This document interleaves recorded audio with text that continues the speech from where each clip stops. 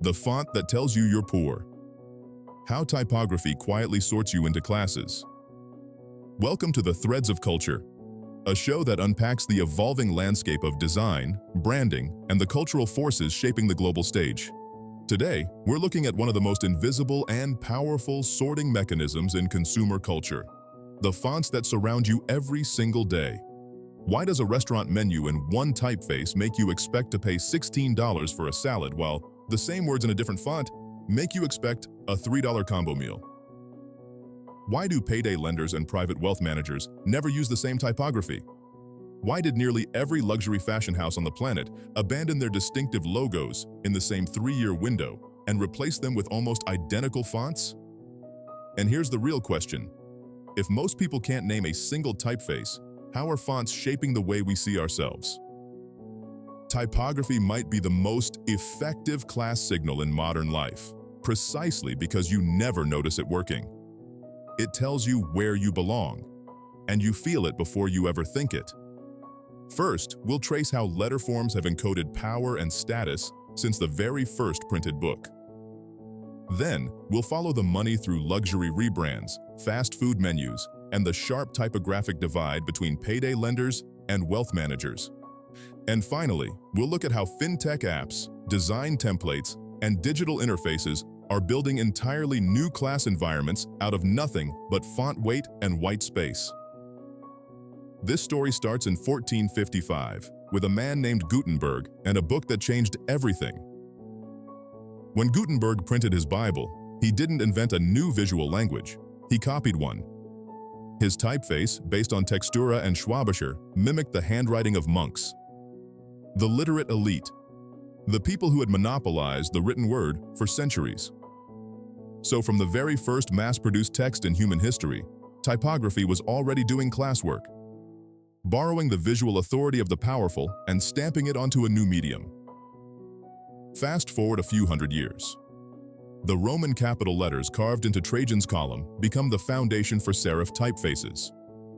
Empire, literally encoded into letter forms. Those serifs, the little feet and flourishes on the ends of each stroke, carried associations with tradition, authority, permanence. So, when sans serif typefaces first appeared in the 19th century, stripped of all that ornamentation, the design establishment recoiled. They called them grotesque. That wasn't a neutral descriptor. It was aesthetic class disgust. A typeface without serifs was a typeface without pedigree. Then came the 20th century, and Helvetica changed the game. Designed in 1957 by Max Meidinger, it was built to embody Swiss design principles: neutrality, clarity, rationality. It became the typeface of the New York subway, of American Airlines, of the IRS.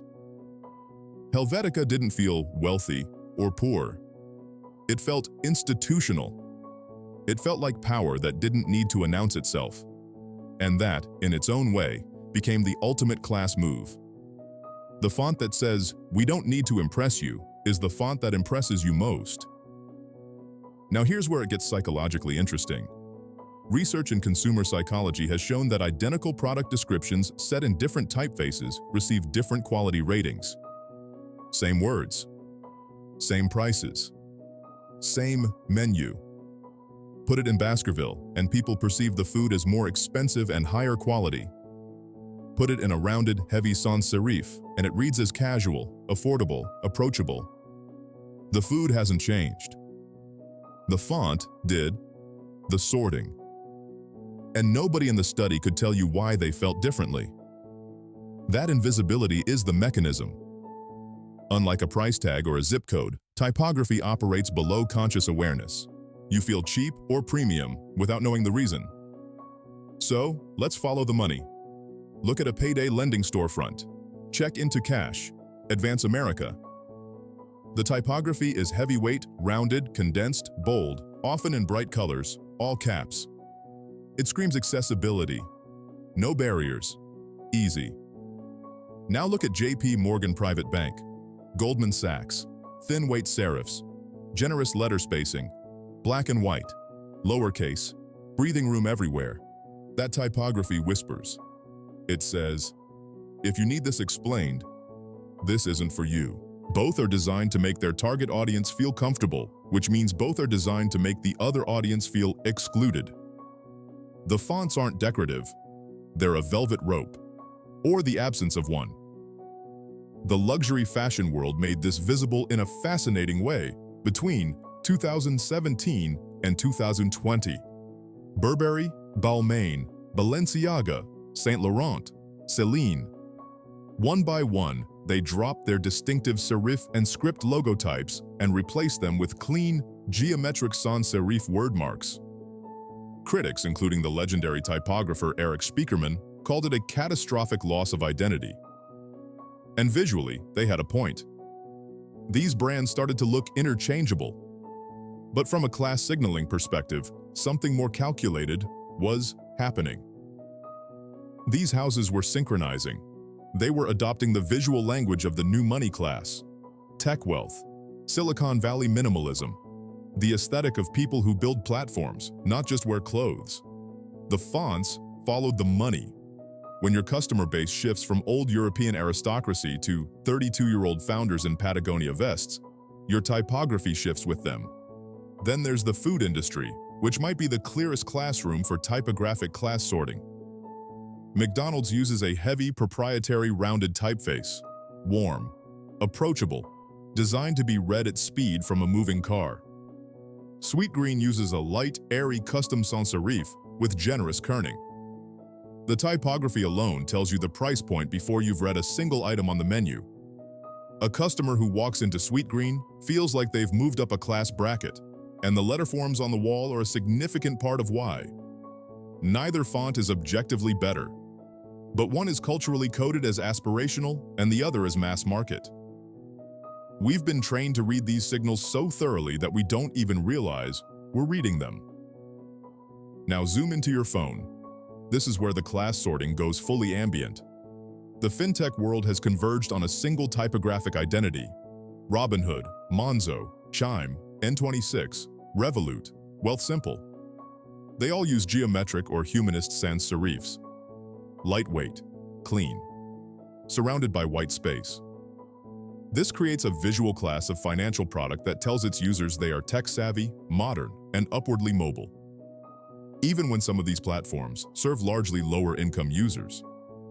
Chime, Cash App. The typography aspirationally codes upward, letting you feel like you're using a premium product regardless of what's in your account. That is typography as class performance. Not reflecting your status, but constructing it. And tools like Canva, Squarespace, and AI design platforms are reinforcing all of this at scale.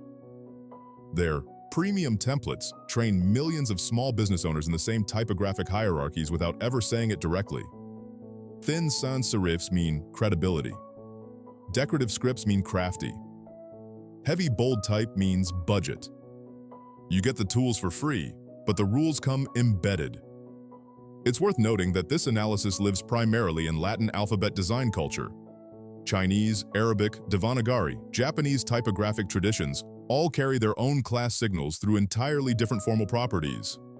Every writing system has its own hierarchy. The sorting is universal, even when the letter forms are not. Your digital life is now wallpapered with these signals. Your banking app, your insurance portal, your government benefits page. Each one uses typography to tell you who they think you are. The visual gap between the Amex Platinum web portal and a prepaid debit card site is largely a matter of font weight, letter spacing, and how much room the text is given to breathe. As more of life moves through screens, these choices become the architecture of class experience. Invisible walls built from nothing but kerning. So, the font that tells you you're poor. Maybe the more honest framing is this. Every font tells you something about where you stand. And the reason it works so well is that you never catch it in the act. The moment you start seeing it, though, you can't unsee it. Here's what I want to know. Look at your phone right now. Open your banking app, your most used shopping app, whatever you check first in the morning. What does the typography feel like? Does it feel premium? Does it feel friendly? Does it feel like it was designed for someone richer than you or poorer? Drop your answer in the comments, because I think this is going to reveal something none of us expect. If this changed how you see the fonts around you, share it with your friend who has strong opinions about restaurant menus, or the one who judges every brand by its logo. Like, subscribe, and tap the bell so you don't miss what's coming next. Until next time, this has been the Threads of Culture.